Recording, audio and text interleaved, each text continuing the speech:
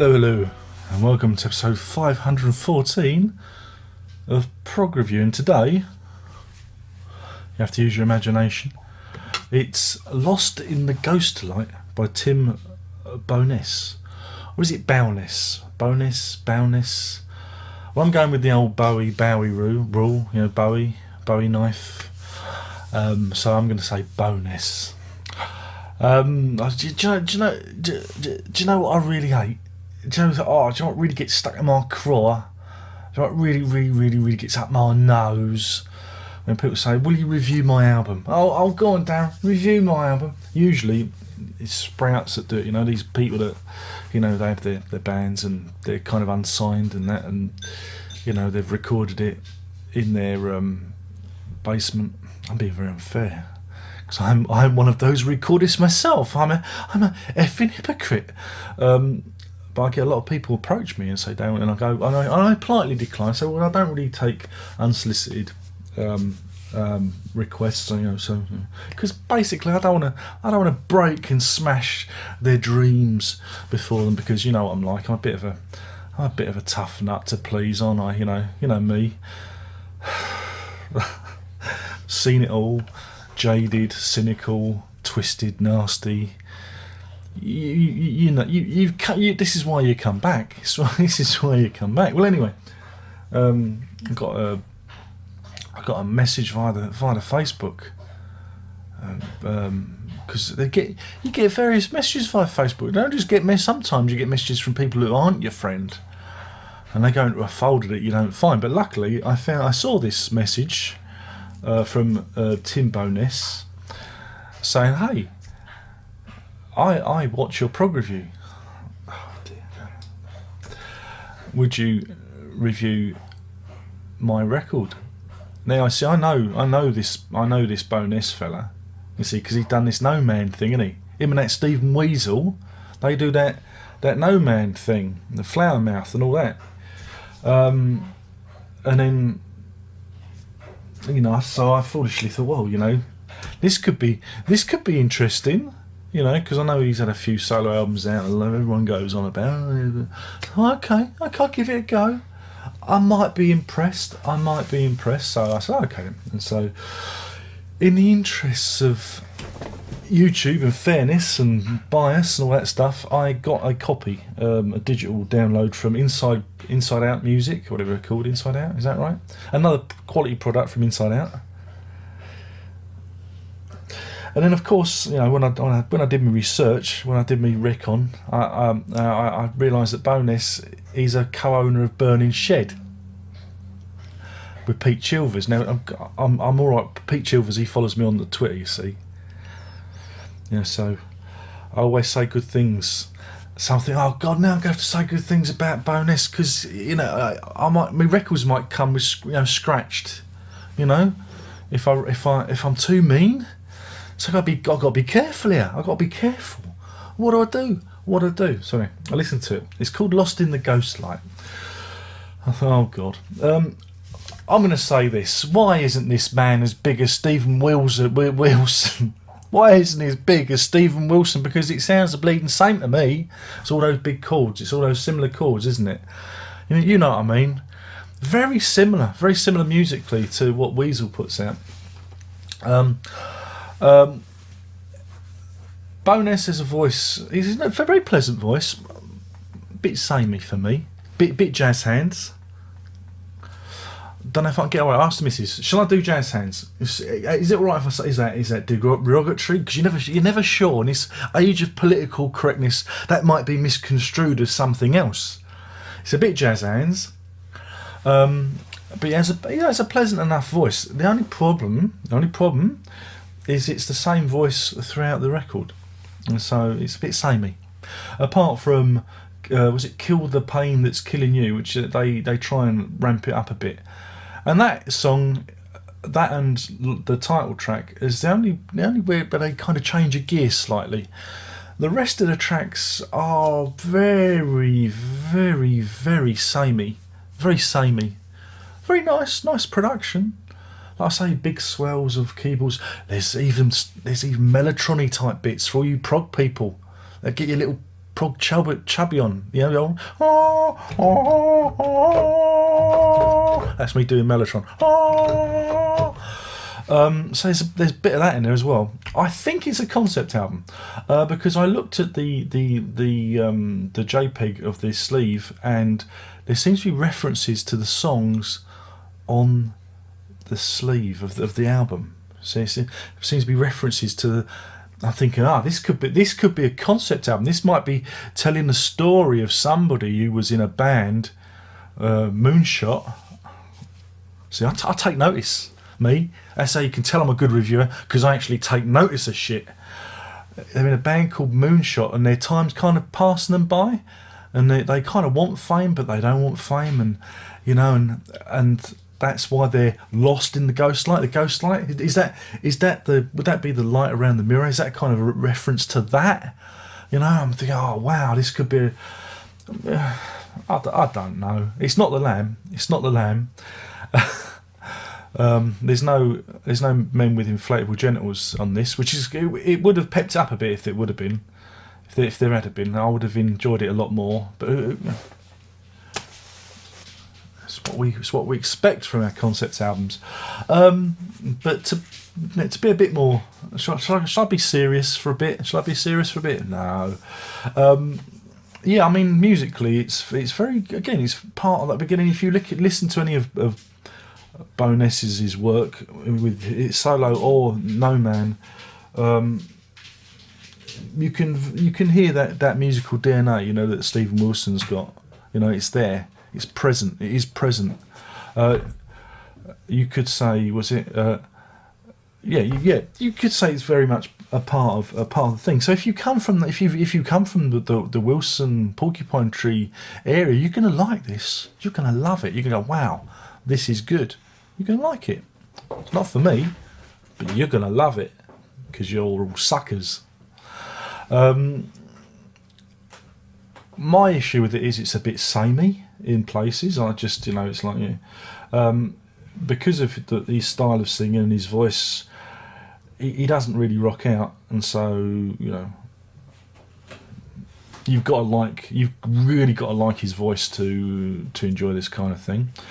The issue I have with the actual words themselves, the lyrics, it's one of those ones where it's you'll.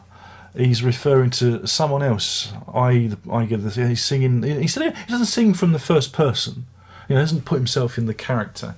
He sings at. I imagine he sings at the character, and I always find that a little bit disconcerting. I always find that distances me from, you know, what's going on. And so every time it was you'll, I just, oh man, that's just lazy writing, that is. It's because he can't get inside the character. And I found it a little bit, you know, for example, You'll Be the Silence. These are just titles, and You Wanted to Be Seen. And so there's lots of imploring with a character or another person. And you know, I just find that, I don't know, lazy writing. That's, you know. Luckily, it's only 44 minutes long, so that's a good thing. I like that because it doesn't outstay its welcome. Like I said, musically, it's very, very, very lush, production-wise, sonically very lush. I like some of the guitar stuff on it. There's lots of slidey sustained guitar, and that's always good. That's always good. There's some toot toot as well. I imagine it'd be Theo Travis or someone like that playing on it, because he's everywhere, isn't he? I don't know who's on the album. I haven't got it. I don't know who's on it, so I'm just guessing. Oh fuck! I'll fuck this right up, haven't I? Oh yeah.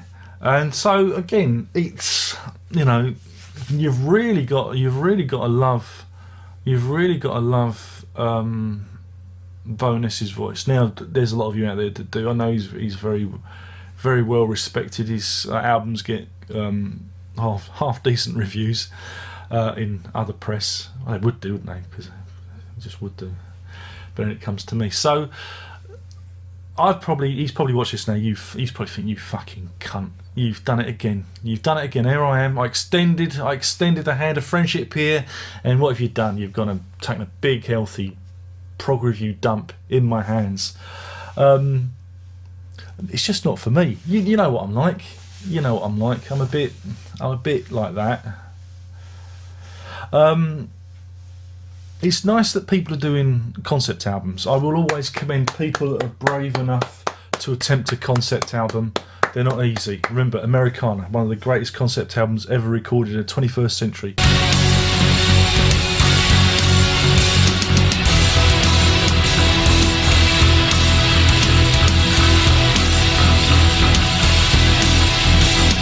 There is still copies available. I think there may be one copy left, if gathered in dust, if you ask me nicely.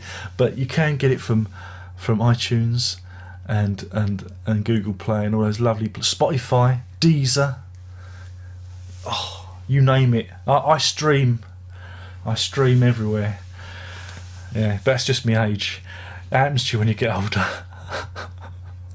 We'll get an incontinence joke in as well while we're at it. Yes, oh yes, we will. I just thought of something else, but I'm not going to do that joke because it's not pleasant. So yeah, if you like Bowness, if you like No Man, it's pretty much more of the same. But this time, he's put a spin on it. He's gone down the concept album route. Whether it's a successful one, I don't know, because I don't know if there's a story in the booklet or not. I didn't really get what the story was. I guess I got the idea of it's somebody who wanted to be a rock star or is in showbiz, whose time has passed them by. That's what I kind of got from what I was hearing. But you know, sometimes you need a story. You need it written down to illustrate, or more graphics. There might be on the back of the album. We might see him hanging himself in the dressing room. That could be the key to it. But yeah, I just feel like I've burnt my bridges now. Not burning shed, burning bridges. Oh, see what I did there? None of this is scripted, you know. None of it. I can't be bothered to write a script because, you know, you pay peanuts, you get monkeys. But yeah, you will enjoy it if you like that genre of music. I found it a bit more engaging than Weasel's stuff though, because I always find his stuff, I don't know, I always get the feeling he's pretending, whereas I do believe that Bowness here means what he's doing, you know, whereas I always worry that Stephen Weasel's, you know, pulling the wool over our eyes. So, you know, I'd like to know who grew from who, if you know what I mean. That's what I find interesting. But anyway, I can imagine they've deleted my account at Burning Shed now after watching this. It happens. And I will. God, is that the time? I've waxed a bit lyrical here, haven't I? I've waxed lyrical. It's good because it means I can add more adverts to the review, you see. Ka-ching. So yeah, in terms of a rating, I'm going to give this a very healthy 3 ghost lights out of 5. That's 3 ghost lights out of 5. It's not an album for me, but I know a lot of you out there. I reckon Fred, you're going to love this, Fred, because Fred likes this he loves this kind of stuff. Fred, if Fred's watching, he might not be watching. He may be in Azerbaijan. He might, he gets around, old Fred. Do get your Fred t-shirts. They are available. They will be available from the usual. I've got a good Fred t-shirt. I'm going to do a range of t-shirts now. I've decided. Cyber Fame Junkie, Fred, album sleeves. Yeah, that's what I'm going to do. I'm going to take on what Bowness has done. I'm going to do my version of Burning Shed. Yeah, it's going to be called Smouldering Tent. Not as catchy though, is it? But anyway, so check it out. I think it's released soon. It's released soon, and yeah, go and check it out. But again, if you like Bowness, you will not be disappointed. It is not a disappointing album. It's pretty much more of the same, and why not? Why not? I think I've done it. I think I've done it and not pissed everyone off.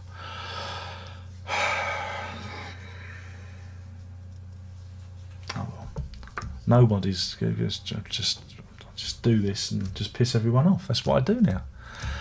Anyway, I've been talking about Lost in the Ghostlight, an album by Tim Bowness. He's done loads of them. It's probably about his 4th or 5th. I don't know. It sounds about right, doesn't it? And do check out No Man as well, because if you like this, you'll like No Man. Their albums. Because he does it with Stephen Wilson. The old Weasel Meister. He there. Oh yeah. They've been going for years. Years! I remember them when their album was in our price at Walthamstow. Yeah. Fairmouth back in the day. And thank you for watching. Don't forget to like this video. And on that, there's only one more thing to say, and that is Prog on.